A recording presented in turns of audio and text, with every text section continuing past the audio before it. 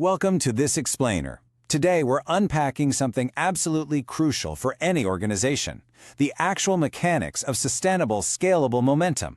We're going to see why the real secret to scaling up is probably not what you think it is. Let's get right into it.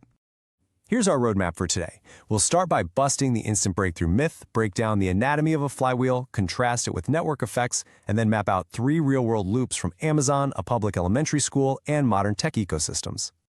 All right, Section 1, the instant breakthrough myth. No miracle moments. So, how do good organizations actually become great? It's a huge question, right?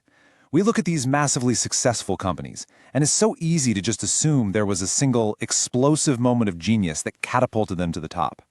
We imagine this dramatic light bulb moment, or some solitary stroke of unbelievable luck that literally changed everything overnight. But if you dig into researcher Jim Collins' foundational work on the subject, you find a completely different reality. He discovered that in building greatness, there is no single defining action. There's no grand program, no one killer innovation, and absolutely no miracle moment. That transition from good to great, it is never an instantaneous breakthrough, no matter how clean and simple it looks from the outside. Instead of some sudden magical leap, scaling greatness is a highly workmanlike process of heavy exertion.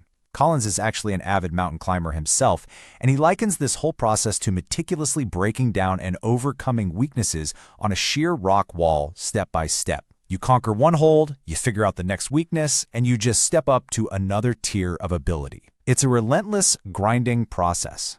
Which brings us to Section 2, Anatomy of a Flywheel. How we actually build that momentum. In his monograph, Turning the Flywheel, Collins takes this sustained effort and compares it to pushing a giant, incredibly heavy metal flywheel in one consistent direction. At first, you're pushing with everything you've got, and it's so hard to get it to move even a single inch. But you keep pushing.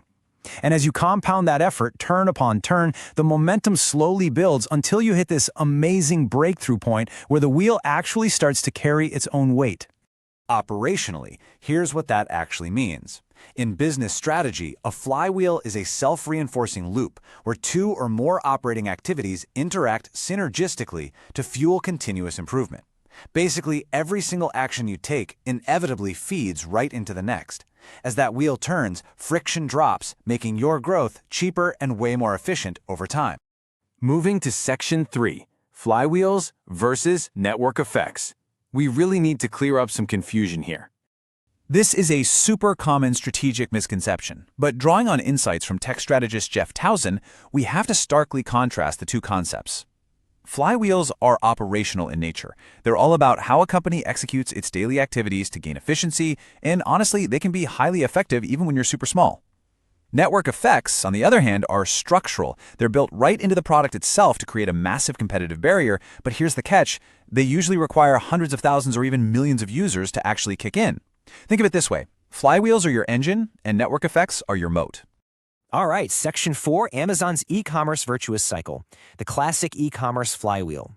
Let's map out what is arguably the most famous example of a self-reinforcing business loop out there. Jeff Bezos and his team sketched this out years ago, and when you break it down, it's just beautifully simple. Lower prices led to more customer visits. That surge in traffic inevitably attracted third-party sellers to the platform. Having more sellers expanded the product selection and drove up sales, which gave Amazon incredible efficiency on its fixed costs, things like huge fulfillment centers. And what did they do with that newfound efficiency? They pumped it right back into lowering prices even further.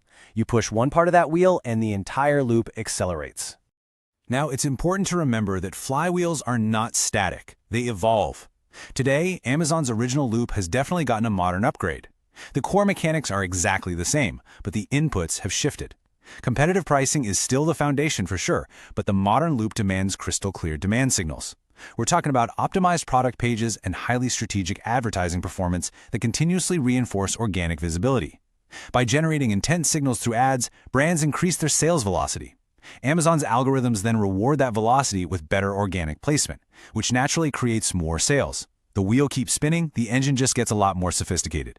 Section 5, the Ware Elementary Flywheel, Scaling Great Schools. See, this whole concept isn't just reserved for massive tech giants. It works flawlessly in completely different non-corporate environments. Take Ware Elementary School, located right on a military base in rural Kansas. They were facing some incredibly severe academic struggles. Fewer than 40% of their students were reading at grade level. But the principal didn't go hunting for some miracle program. Instead, she mapped out a custom flywheel that drove an unbelievable educational turnaround, ultimately taking reading proficiency from a staggering 35% all the way to 96% in just 5 years. Listen to how perfectly one step dictates the next in their loop. Because they couldn't always recruit veteran educators, they started by bringing in first-year teachers who were absolutely infused with passion. That specific step fueled the creation of collaborative improvement teams to nurture those new teachers. Those collaborative teams then drove early, frequent student assessments, which ultimately yielded incredibly high student learning. And achieving that learning naturally enhanced the school's reputation, making it a highly desirable place to teach, which, you guessed it, attracted even more passionate teachers right back to the top of the funnel. Turn upon turn, momentum just kept compounding. Finally, Section 6, Tech Ecosystems and AI. Spinning the fastest wheels. Let's explore how software and artificial intelligence are currently spinning some of the absolute fastest wheels we've ever seen in the market. A prime example is the developer ecosystem flywheel. Companies like HubSpot utilize this brilliantly. They build a core platform and then invite external developers to create thousands of integrations for it. The magic here is that the more developers build on it, the more inherently valuable that core CRM software becomes to every single end user. And naturally, a more valuable product attracts a ton of new users, which in turn makes the platform a far more lucrative target for even more developers. It's a momentum machine that is practically self-generating. And right out on the cutting edge, we're seeing the explosive rise of the AI knowledge flywheel. Tech giants like Baidu are betting the house on this model. They deploy AI models to their industrial partners.